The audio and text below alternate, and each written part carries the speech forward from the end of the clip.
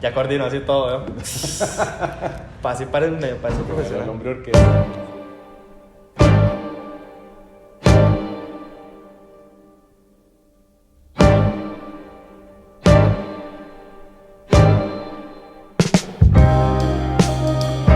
Don't get emotional, that ain't like you. Bernardo Mena, Joan, nací en 1975. ¿En serio? Sí. No. Sí, desde veía muy carajillo a Michael Jackson en la tele. ¿Usted veía a Michael Jackson en la tele? Claro. Brutal. Claro. Si usted vio a jugar a Michael Jordan cuando era Yo vi como- jugar a Michael Jordan cuando era Michael Jordan. Brutal. Sí, sí. Y vi como lo que fueron las primeras series de anime que llegaron al país, como todo ese tipo de cosas, digamos. O sea, ¿Cuál fue la súper primera? rápido. Ah, no, la primera no sé. Pero, pues, ¿cómo los Digo, puedo ver pero primero? ¿Se acuerdan? recuerdo de estas, las de Hate y esas que ok. eran Candy, esas que eran muy viejísimas. Nací en San Isidro del General, en Pérez Celedón, lo cual implicaba, sí, que nosotros no veíamos solo 2 canales, el resto del mundo veía todos los demás.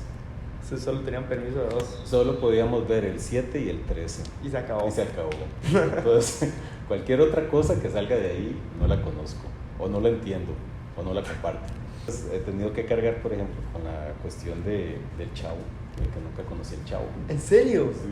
Brutal. Lo conocí ya grande, ¿no? Cuando migré. ¿En qué momento se vino a vivir a la ciudad? En noveno. ¿De colegio? Sí, cuando terminé noveno, porque hice el examen para entrar a los colegios científicos. En ese momento era apenas como un proyecto piloto. Yo soy de la 3ª generación de colegios científicos y como venía de zona rural, bueno, rural fuera de la GAM, ¿verdad? Me mandaron al TEC. Entonces yo viajaba de Desamparados, que era donde tenía familia, al TEC a estudiar todos los días. Pero el TEC se refiere Al Instituto Tecnológico, el instituto, ¿verdad? O sea, sí.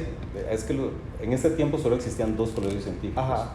El que era sede de San Pedro y que estaba asociado con la Universidad de Costa Rica, y el de Cartago, que tenía que ver con el Instituto Tecnológico. Ok, ¿y una vez se graduó del colegio? Entonces entré a Ingeniería Civil en la UCR. ¿Ingeniería civil? O sea, tiene pinta de ingeniería civil. ¿Le parece? Sí, sí, como que sí Eso le me creo. dice mi Sí le tata. creo. Sí le creo un montón. Eso me dice mi tata todavía. Todavía. Todavía. ¿Y cuánto tiempo estudió ingeniería civil? Un par de años saqué, digamos, lo que se llamaba el ciclo de ingenierías. Pero cuando llevé introducción a la ingeniería, Se acabó. no, ahí yo dije, yo no No más. me puedo dedicar a esto. O sea, no lo voy a lograr, tengo que ver qué hago.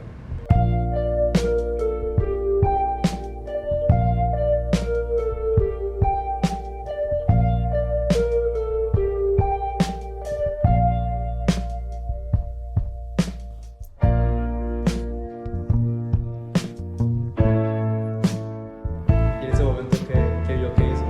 Bueno, ahí fue donde encontré teatro. Yo no sabía que daban la carrera de teatro. No existía la feria vocacional ni esas cosas. Y me metí a llevar taller de teatro con Juan Carlos Calderón. ¿Qué? Para que vean. Imagínese. Brutal. ¿En serio? ¿Con Juan Carlos? Con Juan Carlos. Sí. ¿Y ese taller fue lo que hizo como... Ese fue mi primer curso de teatro. ¿Y lo convenció? ¿O Sí, todavía? Claro. me convenció y yo hice la prueba y entré el año siguiente. Antes del taller, ¿usted ya conocía algo de teatro? ¿O tenía algún acercamiento? Había hecho carajillo teatro, sí, en la escuela. Había un grupo de teatro y montaban cosas como La Bella Durmiente y ese tipo de Ajá. cosas. Pero creo que sí fue ahí. Y yo era muy bombeta con esa cosa de los actos cívicos y bailaba típico y declamaba cosas. O sea, Sí, ahí siempre era apuntado para... Entonces, ¿qué fue lo que...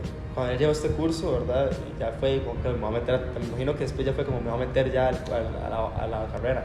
Entonces, ¿qué fue lo que hizo como ya decidir si quiero llevar teatro en la UCR, quiero especializarme como actor, supongo que al inicio?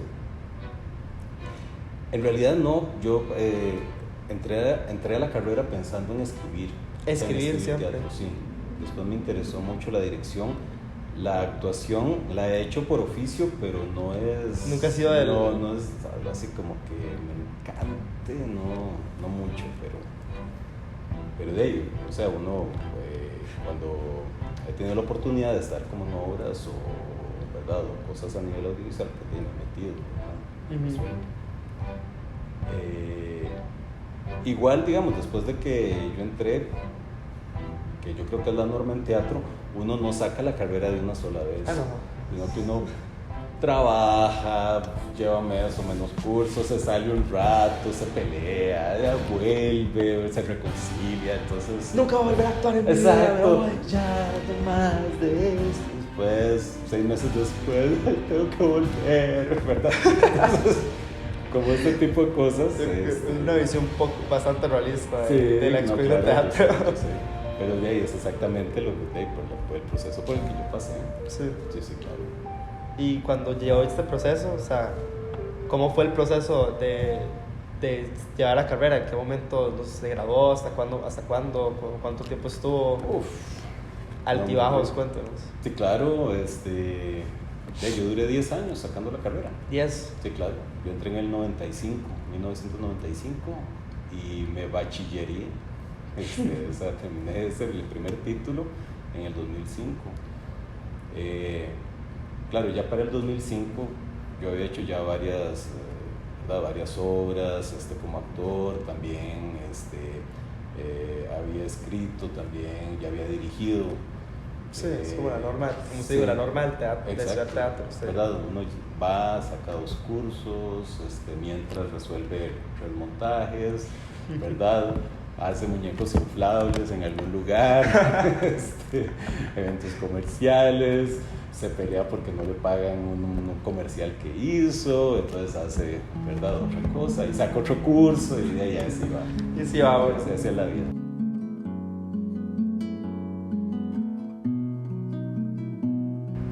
Claramente, digamos, uno sale con un montón de conocimiento, ¿verdad?,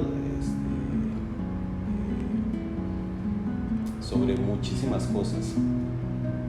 Muchas de ellas solo son aplicables si realmente tenés un grupo independiente de teatro, o si tenés como la posibilidad de ser vos misma quien gestiona el proceso creativo, ¿verdad? Pero digamos, en el momento en el que vas a algo que no necesariamente está asociado con esta cuestión, digamos, académica y artística, hay un montón del oficio, ¿verdad?, del actor o del oficio de quien se dedica al entretenimiento que tienes que aprender afuera. Digamos, y eso es... Creo que en todas las profesiones pasa lo mismo, pero particularmente, digamos, en el área de lo escénico, necesariamente pasas como por otro proceso de aprendizaje afuera. Me acuerdo que a mí me costó mucho aprender a hacer audiciones para comerciales, porque claramente no era como, ¿verdad?, como sentarse a hacer la escena de actuación en un curso. Si no le piensa de sonreír. Exactamente, exacto, ¿verdad? Hay como ciertas cosas en relación con la cámara o con la gente que se tiene que aprender ahí mismo, ahí donde sucede. Sí, pura calle. Entonces. Sí, y se necesita entonces que uno tenga la flexibilidad para entrar ahí. O sea, entonces siente como que una gran parte de la formación suya como actor, bueno, como actor, director, como profesional, digamos, de artes dramáticas, fue ya yendo a participar, claro, a encontrar. Claro. Totalmente. Y también como director y, digamos, o sea, cómo entras al teatro, qué tienes que llevar, cómo hablas con los técnicos si necesitas un diseño de luces o algo. O sea, todas esas son cosas que necesariamente aprendes allá afuera.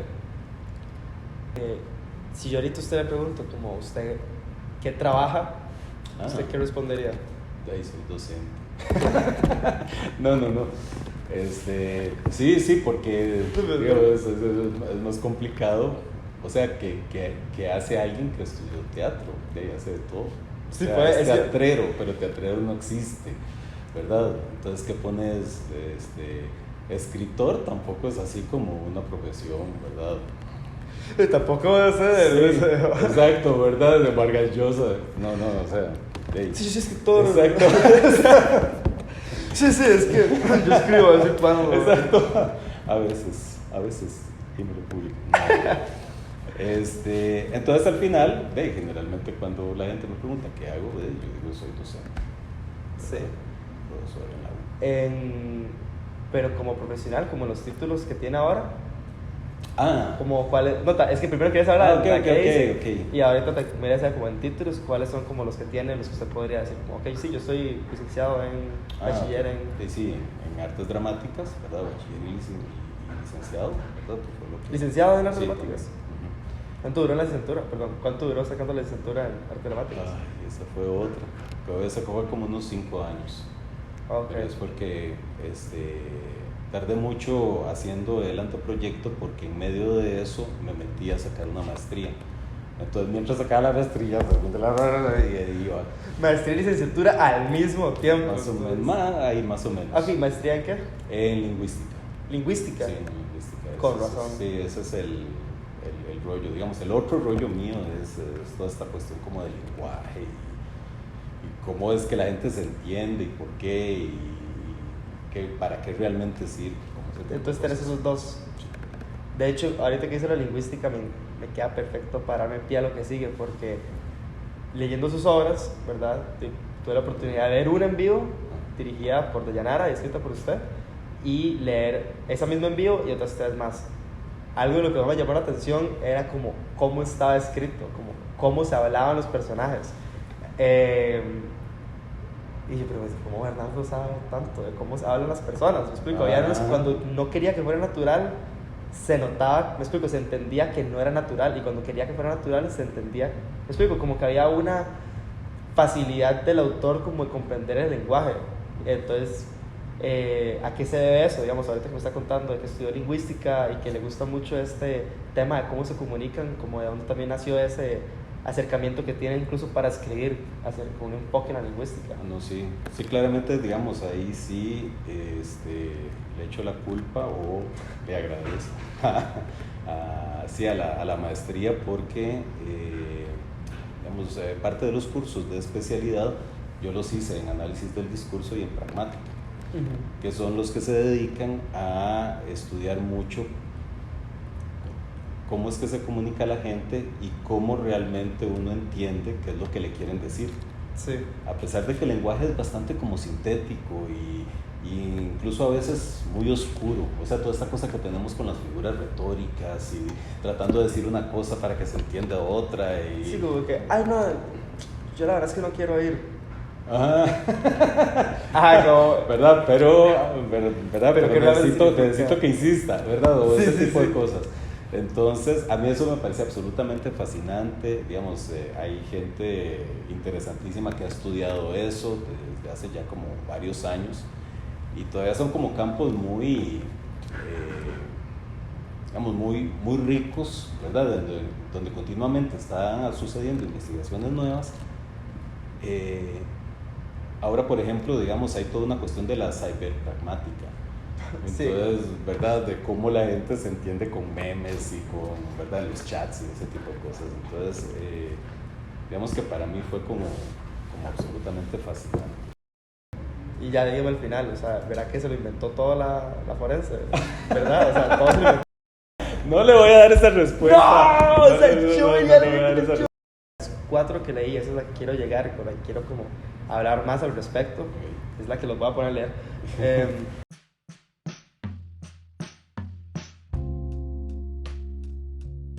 ¿Cómo nació Oculus? ¿Qué se basó? ¿Cuál fue como pase todo a la hora cuando lo empezó a hacer, ¿verdad? ¿Cuál fue el contexto suyo, o su contexto sociocultural? ¿Qué veía a su alrededor? ¿En qué momento se encontraba usted?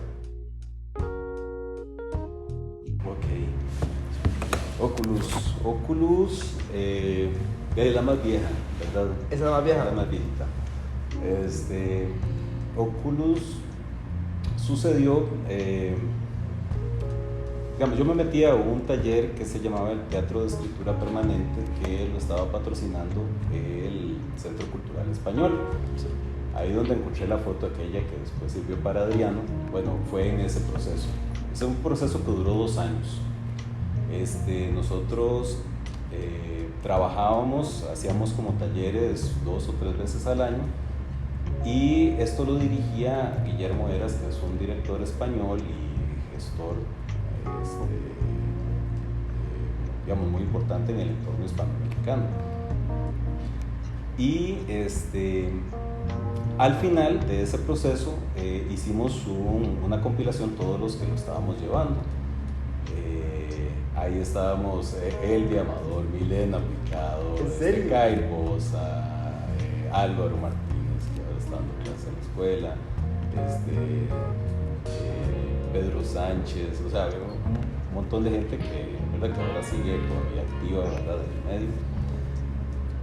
Y se hizo como este libro que era con, digamos, con las obras finales, o sea, de todos los ejercicios que habíamos probado, teníamos que escoger uno, terminarlo de desarrollar y ese era el que se publicaba. Y, digamos, a partir como de muchas cosas, en algún momento yo tuve la idea de esta cuestión, no me acuerdo si fue pensando en algún video que había visto alguna vez o alguna cosa, que yo dije, bueno, qué interesante entonces explorar esta cosa de alguien que ve por la ventana algo que sucede en el piso de enfrente. De ahí fue como que nació, y en principio era como un bullerista, ¿verdad?, eternamente enamorado como de esta mujer que veía enfrente.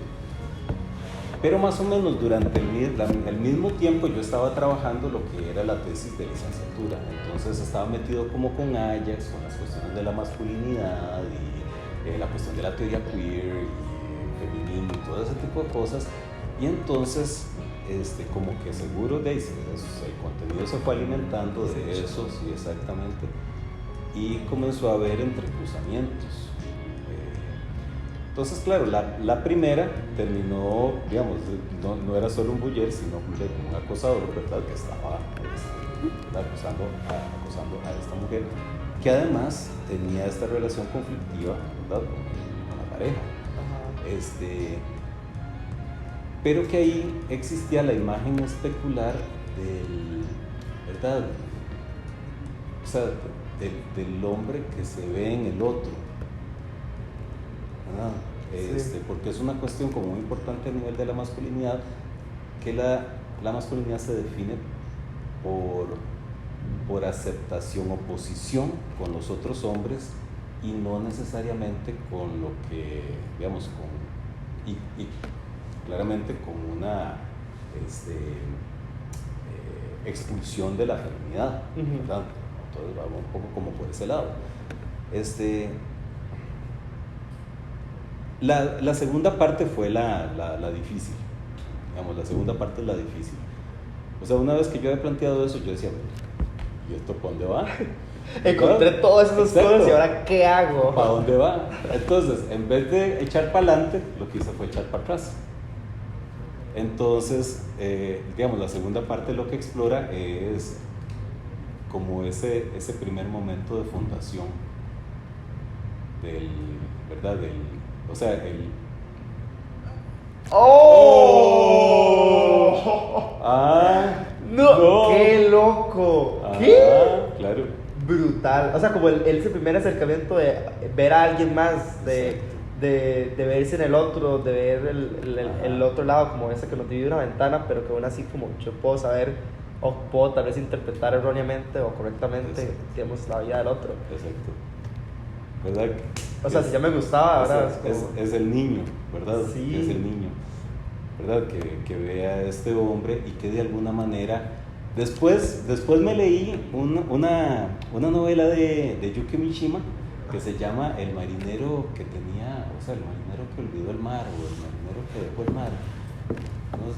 Bueno, es muy interesante. Pero... Bueno, es pequeña, es fabulosa y tiene que ver con que hay un niño que le reclama a un marinero no haber sido todo lo hombre que debía ser. Y entonces, de alguna manera eso está como contenido ahí en ese segundo movimiento, ¿verdad? Y en el tercero lo que hace es pues, de cerrar, ¿verdad? Pero cerrar con la voz que no está presente en los otros dos, ¿verdad? Que es la voz de la esposa. Sí, la que ella entra, repetidas veces entra al cuarto. Exacto, porque en realidad entra al cuarto, que si usted lo ve es un cuarto de masculinidades, y no entiende de dónde vino todo eso. ¿Cómo fue ya esa tercera parte, digamos, de construir ya la tercera parte, el del personaje femenino? Porque, bueno, el personaje femenino tiene que ver con entra como una voz ajena. O sea, es una voz que no entiende, que no puede interpretar, que no puede, de alguna manera, mapear qué es lo que está sucediendo. Entonces todo aparece como un hecho terrorífico, inexplicable, ¿verdad? Catastrófico, ¿verdad? Pero en los primeros dos movimientos están puestas como, por lo menos lo que yo creo, ¿verdad? Que son un entramado de dónde surge, ¿verdad? El hecho violento. Cómo hablaba cada uno decía tanto, digamos, de su propia personalidad, digamos. No tenían como que explicarse o no tenían que justificar sus acciones, sino que solo la forma de esas palabras, como para expresar sus pensamientos. Creo que es lo que hoy llevo con el primero, con César. Brutal, digamos, como él cree que lo está haciendo, que lo que está haciendo es un juego, ¿verdad? Y que después más bien el otro hombre, el que es Elena, creo que era como que es la pareja de Elena, termina siendo cómplice del mismo juego, ¿verdad? Elena queda siendo como una víctima entre ambas competencias de masculinidad, y eso es lo que ibas ahorita, digamos. En el mismo lenguaje, solo con leerlo, hay un lenguaje corporal entre ambos que ellos dos entienden en su propia demencia, ¿verdad? O locura. Pero creo que eso hace como el personaje más completo. O sea, César es un súper personaje completo. ¿Cómo usted llegó a César? ¿Cómo llegó a crearlo? ¿Cómo llegó a decir, ok, este es el que quiero que sea el de la obra, digamos? ¿Cómo llegó a él? Sí, yo creo que tiene que ver con eso. O sea, posiblemente tiene que ver con ese proceso, digamos, que estaba llevando a cabo con la tesis de licenciatura. Hay un libro que se llama Fútbol, no, de Carlos Sandoval, Fútbol, algo y algo más, pero de alguna manera lo que hace es analizar ¿verdad? Como toda la cuestión masculina alrededor del fútbol, de los deportes, etc. Yo creo que, digamos, César posiblemente nació mucho de ese lugar, o sea, de haber leído ese libro, de alguna manera darme cuenta de conductas que he visto, que yo mismo tengo, que de alguna manera después quedan reflejadas, ¿verdad? En la dinámica entre esos, ¿verdad? No sería nada raro, pero yo eso se lo tendría que reservar a alguien que quisiera hacer como algún tipo, ¿verdad? de artículo o algo así. Pero yo ahora que usted lo plantea, me lo pienso. Sí, de alguna manera, Gabriel y Raúl, ¿verdad? No continúan un poco esa relación especular, ¿verdad? Entre dos hombres que está como propuesta en Oculus, que es anterior, ¿verdad? A esta otra.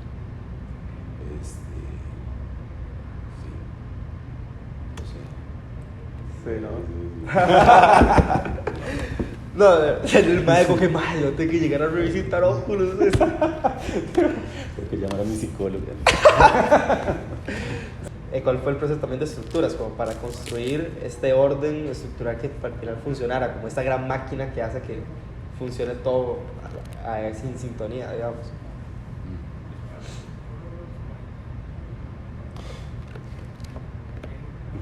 Creo que todo. para no decir desintuitivo, no, mentira. No, sí, hay una gran parte de intuitivo, ¿verdad? Pero claramente, porque de alguna manera uno le toma el pulso a la historia y a los personajes.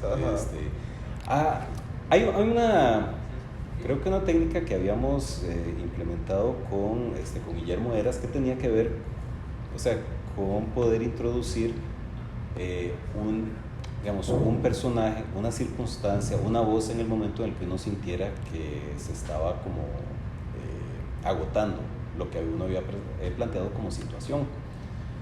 Eso fue, creo yo, lo que me permitió que en el momento en el que yo sentía que ya, digamos, un monólogo, una situación estaba como a punto de, ¿verdad?, de caerse, poder introducir algo o alguna circunstancia, y eso me permitía como ampliar un poco el circulillo, ¿verdad?, que había trazado con algunos personajes e ir viendo otros. O sea, aquí lo extraño es como le digo, el acto de en medio, ¿verdad? Porque el primero y el tercero funcionan como si fuera una especie de tríptico, ¿verdad?, del barroco, ¿verdad? Aquí tenemos el origen, ¿verdad? Ajá. Y aquí tenemos el final, ¿verdad?, el juicio final, y en el centro tenemos el desarrollo. Exacto, sería pero el centro más bien es otro origen. Exacto, ¿verdad? Pero ahí, digamos, hay una estructura que se utiliza mucho en la argumentación japonesa y sobre todo oriental, que tiene un nombre que se llama la Kishoten Ketsu, que se compone de 4 partes. O sea, hay una primera parte, después hay una parte que desarrolla ¿verdad?, lo que se planteó en la primera, y la tercera parte lo que hace es desdecir o plantear algo, ¿verdad?, necesario, pero completamente distinto de lo que plantea la otra. Y la cuarta parte lo que hace es lograr la síntesis de lo que se había planteado en la primera y la segunda y la tercera, ¿verdad? Tiene mucho sentido ya. Ok. Con cosas que he visto, digamos, como Murakami, digamos, que Murakami es muy de ese estilo. Tiene como estructura. Sí, exacto. O sea, en algún momento, digamos, uno parece que va entendiendo bien de qué va todo, y de repente hace así, ¿verdad? Y uno dice, ¿qué es esta vara? ¿Verdad? Ajá, sí, entiendo. Y después de que uno pasa por la cosa rara, encuentra ahí, exacto, un puente. Y uno dice, claro. Exacto. Sí. Es como dramaturgo y estas obras que he escrito, dirigido, me imagino que he actuado también. Bueno, yo sé que he actuado también, pero digamos, de esos trabajos que he hecho, como que ahorita Bernardo, o sea, usted Bernardo, ¿en qué estado se encuentra, digamos, de su carrera profesional?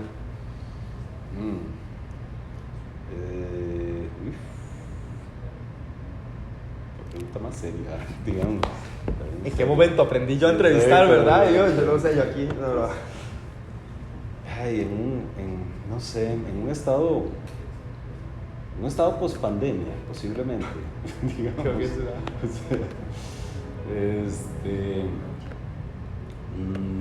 No sé,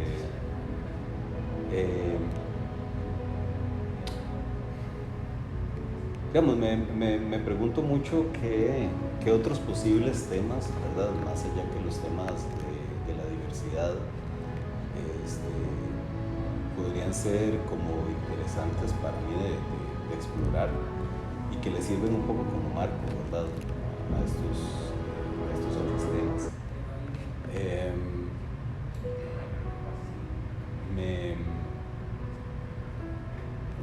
No sé, creo que estoy exactamente como en ese momento en el que hay como un giro de tuerca, ¿verdad?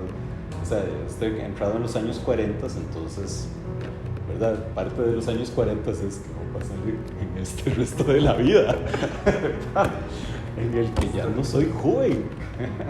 Entonces, exacto, ¿verdad? En la tercera parte de la estructura japonesa. Exactamente, exacto. Estoy en el momento ese donde todo es inexplicable, no entiendo nada, no sé para dónde voy, y tengo un montón, ¿verdad?, de ideas empezadas por todo lado, las cuales no tengo ni idea para dónde vamos. Lo cual parece una enorme crisis, pero bueno, como le dice a la gente, ¿verdad? También es una gran oportunidad en toda esta cosa, ¿verdad?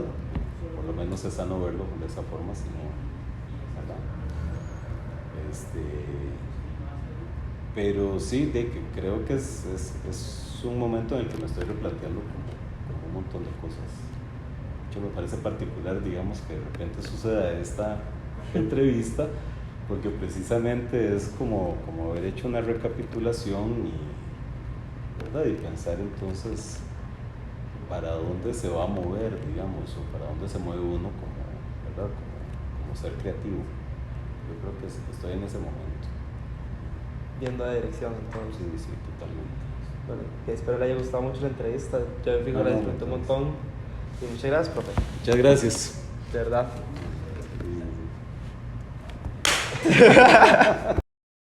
Fui a Palmares, ¿verdad? Así fui un bus en Palmares. Y me quedé un día, se fue como que vi una fiesta en Palmares. Y yo, bueno, ¿qué doctor me puede pasar a jalar a Palmares, verdad? Y cuando me estaba volviendo, una amiga me decía, pero, o sea, ¿dónde está parando el bus? El bus paraba así en medio de la nada, bro. O sea, no había nada. Y se montaban 8 personas. Y yo, ¿quién está aquí? O sea, yo no entiendo. O sea, yo, entonces, ¿quién hace aquí? O sea, no hay nada para trabajar. O sea, no hay nada. Eso es menos nada. No, ¿cómo dije?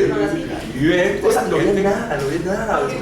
Era como, no había nada. Yo soy una neblina y no había nada. Y yo decía, ¿qué hago con el café? O sea, ¿y por qué se montan 16 manes? Ese se montaba un montón de. Yo no sé, a mí no me caía, o sea. Yo no sé, es la economía rural. Sí, ya, Tú no sé,